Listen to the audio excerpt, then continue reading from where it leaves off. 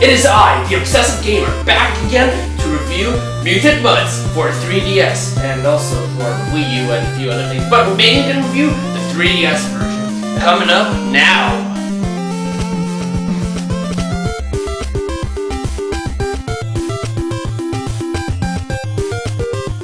Today we're going to review Mutant Mudds. It's a 2D platformer in the veins of the classic SNES and NES era. Actually, it was even called a 12-bit platformer, somewhere between 8-bit and 16-bit. Mutant Mudds is developed by a company called Renegade Kid. Renegade Kid is well known for a title called Dementium and Moon. Both of them are shooters on the DS. Mutant Mudds was originally called Maximilian and the Rise of the Mutant Mudds. Quite a long title if you ask me. The game was shown off at E3 by its creator, Jules Watsham. The game was a 3D platformer, a lot like Mario Sunshine, where you go out and kill a lot of dirt objects using water gun. Yeah, not too different. I understand that it was probably an early build of it, and probably the reason why it actually didn't do well at E3 to the point where Jules Watsham had to can the project. It was eventually revived into a 2D sprite platformer called Mutant Mudds. You dropped a whole long subtitle for a simple title like that. The story of the game involves a kid named Max. He's playing a video game at the beginning, and then all of a sudden, alien invasion. Max decides to grab his water gun and a jetpack, I don't know where he gets his jetpack, and decides to go and kill the Mutant Mudds. Yes, a boy like him just going out and starts kicking everything's ass with his water gun. Huh, you'd think that these Mudds would avoid Earth, considering, you know, it's mostly made water. Yeah, not too smart, for an advanced civilization like that who are invading the Earth.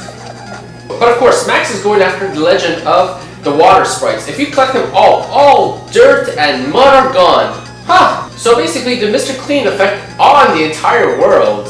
What I'm wondering more about this game is why? Why bother? Where's the military in this game even? Seriously, they could just all grab a water gun and just shooting at everything, and they are trained to do it.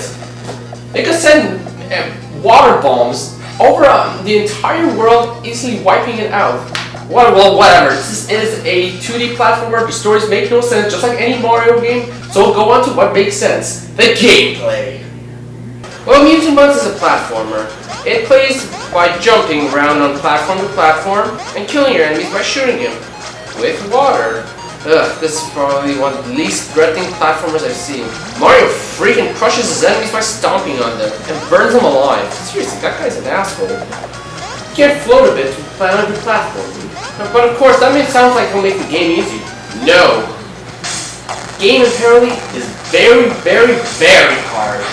The fact that the game is already a throwback to the old NES and SNES days should already give you a hint that it's a very hard platformer. You only have 3 hearts. You can only take in other words 2 hits, and there's no way to recover. That sounds easy enough by simply just shooting mud people? Nope. Because there's so many of them all over the place, and some of them have projectiles, and some of them are so freaking fast as well. And there'll be so many on screen times you have to find a way to dodge them all without getting hit, or even sacrifice one punch just to get through them.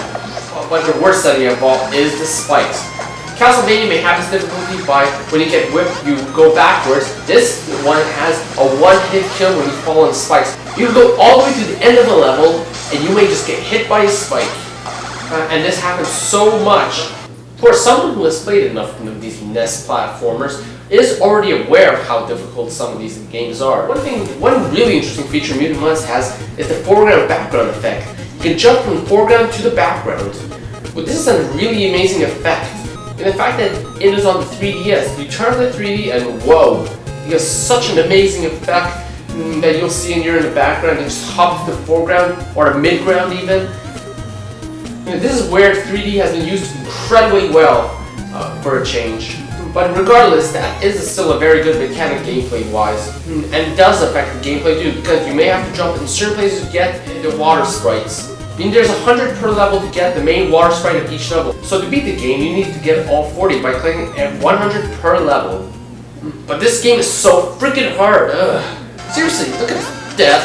Death, more death, fucking cheap death. Look at this. Cheap death. Seriously. some parts are not. There are just some parts that are too cheap. Seriously, the pig flies. You think you dodge it? Look at this! Boom! The little radiation of the bomb just killed you. Ugh.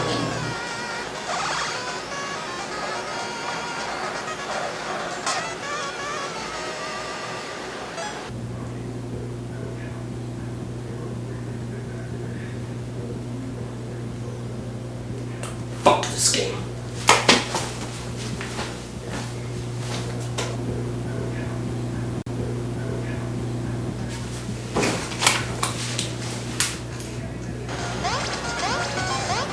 That's right, this game is too addictive. This is the problem with this game. It's so freaking addictive and fun, but it's so freaking difficult as well. Ugh. Seriously, this is the Ness effect. I remember Castlevania just going through it and just kept dying and dying and dying, but he just kept wanting to try it more and more and more because it was fun. That's the thing. This game is trial and error. The game was fun. It was fun. It felt good with it. And here, it's this thing. It's fun. You jump, you shoot, you float. It's amazing. And that's the thing. You'll be so satisfied with that. It's a good feeling. This is why these type of hard games are good. Because it was so satisfying. It's not easy where it'll just like, okay, I'm done. Just throw it away. No, this is where it actually is really good. And that's the thing. Difficulty is hard, but sweet. The creativity of these levels is so amazing. Seriously, so well planned out that you have to plan out your moves to dodge these enemies, platform properly onto the next platform, and be able to be ready for the next threat that comes up. It twirls you in the right direction and it just feels so good. And other than getting these main 20 sprites that require 100 smaller water sprites, there's of course 20 other ones you need to collect to complete the game. Those are spread between 2 extra levels that are in each level, called G-Land and V-Land. In V-Land, the levels look all red, a homage to the Virtual Boy, which is probably what the V stands for. And then there's G-Land, which everything is black and white, like the old Game Boy games, probably what the G also represents. And then of course there's the new 20 extra DLC ones called the Grandma levels. Of course it's free DLC here, so don't yell at me, please. Okay, good. Thank you. While the 3DS version of the game is incredible, there is however also many other versions, including the iOS version, the Windows version, and the Wii U version called Mutant Mudds Deluxe. What's the difference? Well, the difference is that in the Wii U version, called Mutant Mudds Deluxe, there is now ghost levels. These are 20 other levels added other than the original 20 other levels that were added by a DLC. But other than that though, one appealing point to some people who might find this game incredibly hard is that the Wii U version has checkpoints. Yes, so for you guys who suck at hard platformers, that version is amazing for you.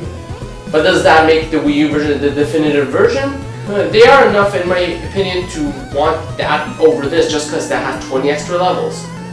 However, it also, the Wii U version and the PC version both have much crisper graphics thanks to the added on HD graphics. And so that wraps up the Mutant Mudds review. So what do I give this game? I give this game a 9 out of 10. There's only a few issues I have with this game. The only real issues is why haven't they added the Ghost DLC to the 3DS version yet? Making that obviously now the inferior version to the Wii U version. Unless, you know, you want your Mutant Mudds on the Go and 3D. And of course, lack of boss battles. There's not a single boss battle. It would have been nice considering how good you get at shooting in this game too, and how you have all these upgrades that make you jump higher, move left to right. But you can't really use that in any situation come to platform and fight bosses, which would have been great actually. But regardless, it's amazing. You should check it out. And there's even a sequel coming out in 2014 according to Jules. And he even wants to make it polygonal. So we might see that 3D version come back. And I'm really hoping, based on how good 3D platforms have gotten recently, we might see some really, really good 3D Mutant Mudds very soon. I just hope it's not like the old style, which would have looked like it had boring platforming and boring shooting that took a while to kill each Mutant Mud. However, I've been the Obsessive Gamer. Play this game, and I'll be back soon.